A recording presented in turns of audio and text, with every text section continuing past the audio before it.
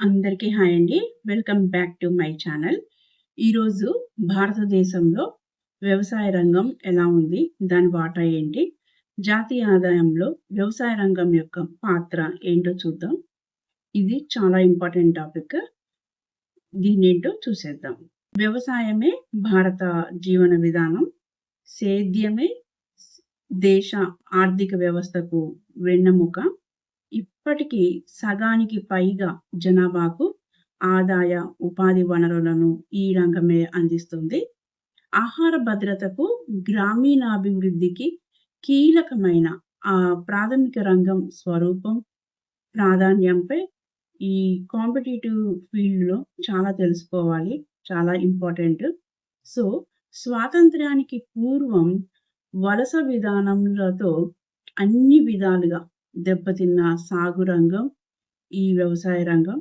తర్వాత స్వాతంత్రానంతరం ప్రణాళికలు, ప్రభుత్వ విధానాలతో జవసత్వాలను సంతరించుకోవడం.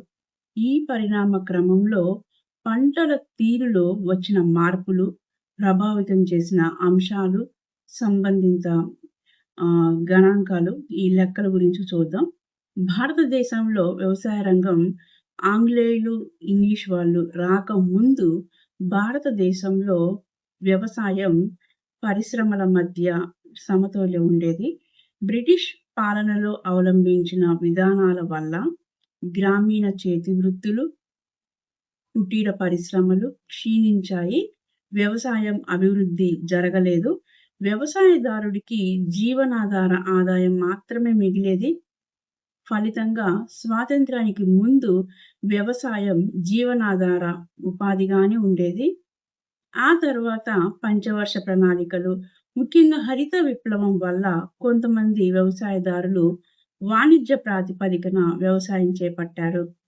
ఇంకా ఈ జాతీయ ఆదాయంలో వ్యవసాయ రంగం వాటా చూస్తే మొదటి ప్రపంచ యుద్ధం సమయంలో 2/3 మెంబర్స్ వంతు జాతీయ ఆదాయం వ్యవసాయం నుంచే వచ్చేది. పారిశ్రామిక అభివృద్ధి, పరిశ్రమలు, అవస్థాపన సదుపాయాలు అభివృద్ధి కాకపోవడమే దీనికి కారణం. ఇంకా ప్రణాళికలు ప్రారంభించిన తర్వాత ద్వితీయ, తృతీయ రంగాలు అభివృద్ధి చెందడంతో వ్యవసాయం వాటా తగ్గుతూ వచ్చింది.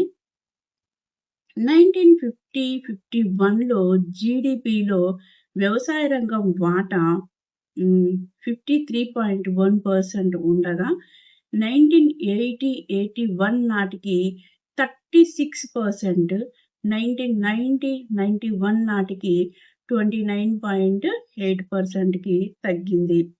అభివృద్ధి చెందిన దేశాల్లో వ్యవసాయం నుంచి తక్కువ వాటా వస్తుంది.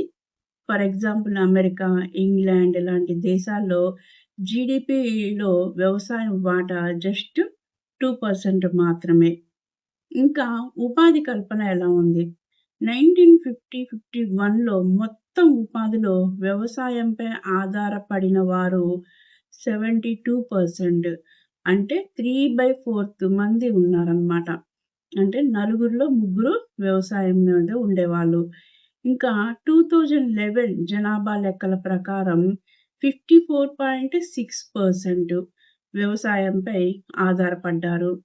ఇంకా ఎన్ఎస్ఎస్ఓ 27 రౌండ్ ఇది 1972-73లో జరిగింది. ఈ రౌండ్ ప్రకారం 73.9%. 68 రౌండ్, ఈ రౌండ్ వచ్చేసి మనకి 2011-12 ఇప్పుడు జరిగింది. దీని ప్రకారం 48.9% జనాభాకి వ్యవసాయమే ఆధారం. ఇతర రంగాలు సరిపడా ఉపాధి కల్పించకపోవడంతో పెరిగే జనాభా వ్యవసాయంపైనే జీవించాల్సి వస్తుంది. ఫలితంగా అల్ప ఉద్యోగిత, ప్రచ్ఛన్న నిరుద్యోగిత ఇంకా ఏర్పడుతుంది. అభివృద్ధి చెందిన దేశాలైన అమెరికాలో 2%, ఇంగ్లాండ్లో 2%, జపాన్లో 4% ప్రజలు మాత్రమే సాగు రంగంలో ఉపాధి పొందుతున్నారు. వ్యవసాయంపై ఆధారపడిన వారిని 2 రకాలుగా పేర్కొనవచ్చు: వ్యవసాయదారులు, వ్యవసాయ కూలీలు. దేశంలో వ్యవసాయదారులు రోజు రోజుకి తగ్గిపోతుంటే కూలీల శాతం పెరుగుతుంది. ఇది కొంతవరకు ఆందోళన కలిగించే అంశం. ఫర్ ఎగ్జాంపుల్ మొత్తం వ్యవసాయంపై ఆధారపడిన వారిలో వ్యవసాయదారులు 1951లో 72% ఉండేవారు. 2011 నాటికి 45%కి తగ్గారు. ఇదే కాలంలో వ్యవసాయ కూలీలు 28% నుంచి 54.9%కి పెరిగారు. 2011 లెక్కల ప్రకారం దేశ జనాభా 121.09 క్రోర్స్. వీరిలో మొత్తం శ్రామికులు 48.19 క్రోర్స్. ఇందులో వ్యవసాయ రంగ శ్రామికులు 26.3 క్రోర్స్. అంటే అప్రాక్సిమేట్లీ 54.6% అన్నమాట. వీరిలో వ్యవసాయదారులు 11.88 క్రోర్స్. అంటే 45.1%. వ్యవసాయ కూలీలు 14.4% కోట్లు. అంటే 54.9 కోట్లన్నమాట. ఇంకా వ్యవసాయ వృద్ధి రేటు చూస్తే రంగరాజన్ ప్రకారం వ్యవసాయ రంగంలో 1% వృద్ధి సాధిస్తే అది పారిశ్రామిక ఉత్పత్తిని 0.5%, జాతీయ ఆదాయ వృద్ధి రేటుని 0.7%కి పెంచుతుంది. అందుకే 12వ ప్రణాళికలో జీడీపీ వృద్ధి 8% ఉండాలంటే వ్యవసాయ రంగం 4% వృద్ధి సాధించాలని నిర్ణయించారు. కానీ సాధించింది మాత్రం 2.88% మాత్రమే. ఇంకా మూలధన కల్పన రేటు పెరగకపోతే ఆర్థిక అభివృద్ధిని సాధించటానికి సాధ్యం కాదు. భారత్ లాంటి అభివృద్ధి చెందుతున్న దేశాల్లో అతిపెద్ద పరిశ్రమ వ్యవసాయమే. అందుకే మూలధన రేటు పెంచడంలో వ్యవసాయం ముఖ్య పాత్ర పోషిస్తుంది. ఇంకా వ్యవసాయ ఉత్పాదకత పెరిగినప్పుడు వ్యవసాయ మిగులు అధికమవుతుంది.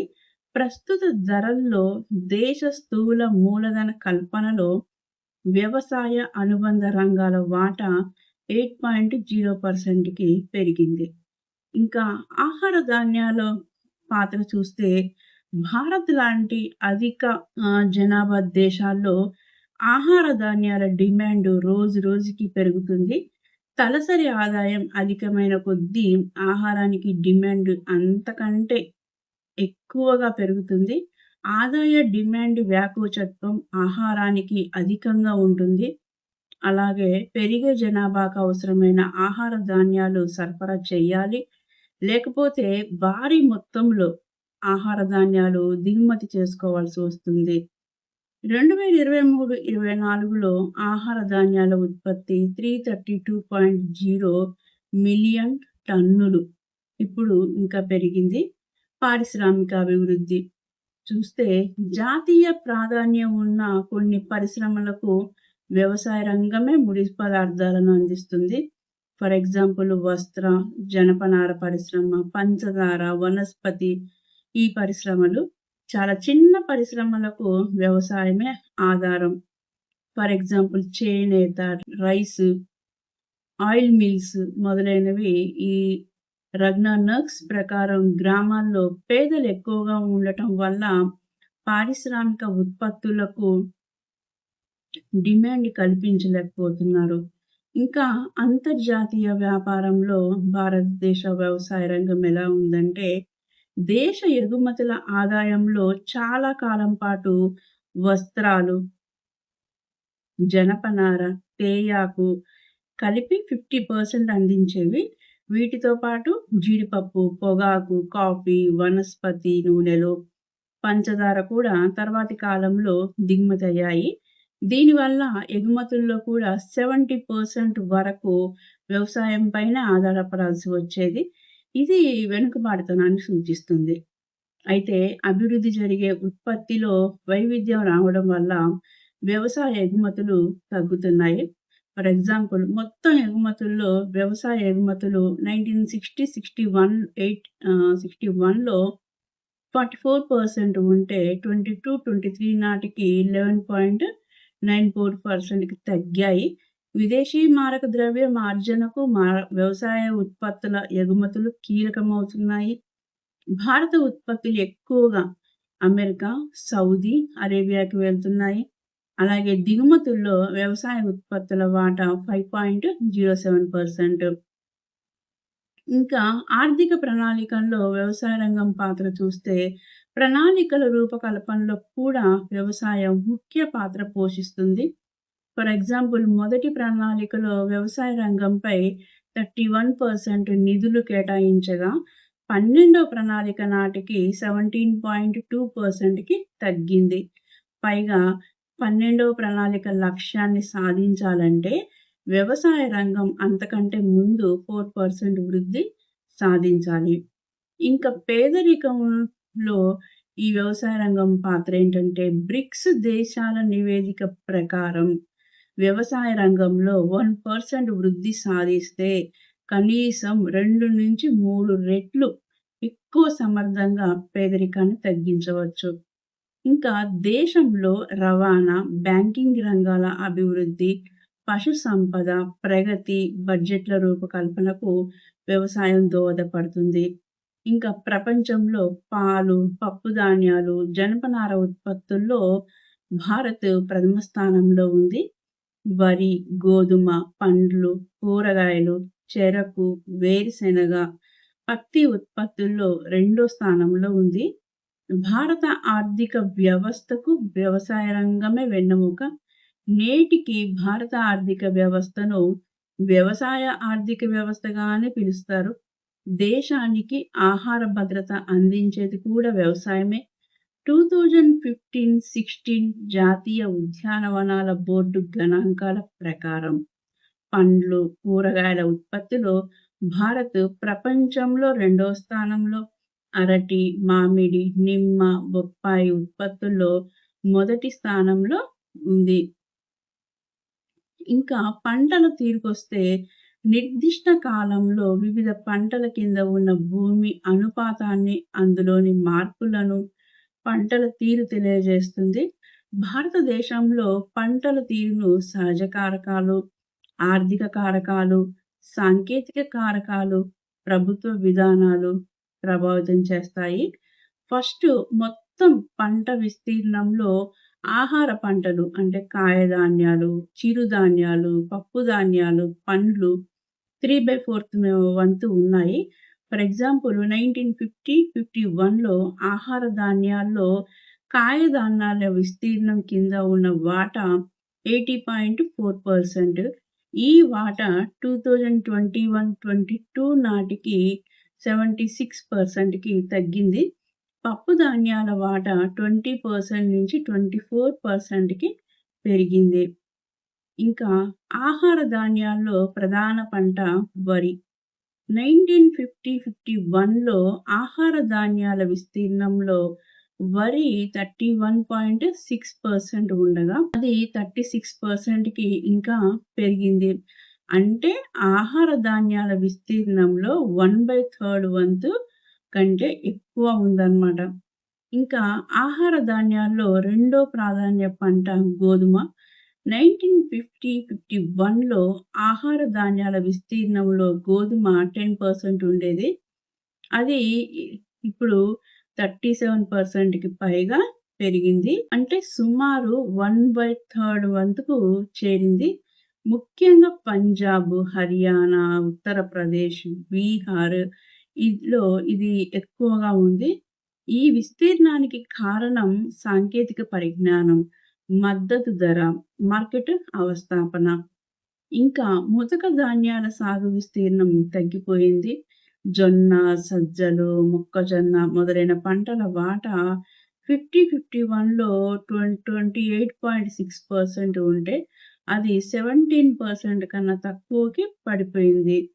ఇంకా నూనె గింజల్లో స్వయం సమృద్ధి సాధించేందుకు 1985-86లో national oil seed development project NODP, అలాగే 1986లో technology mission on oil seeds TMO, అలాగే 1987-89లో oil seeds production trust programme OPTP పథకాలను ప్రారంభించారు.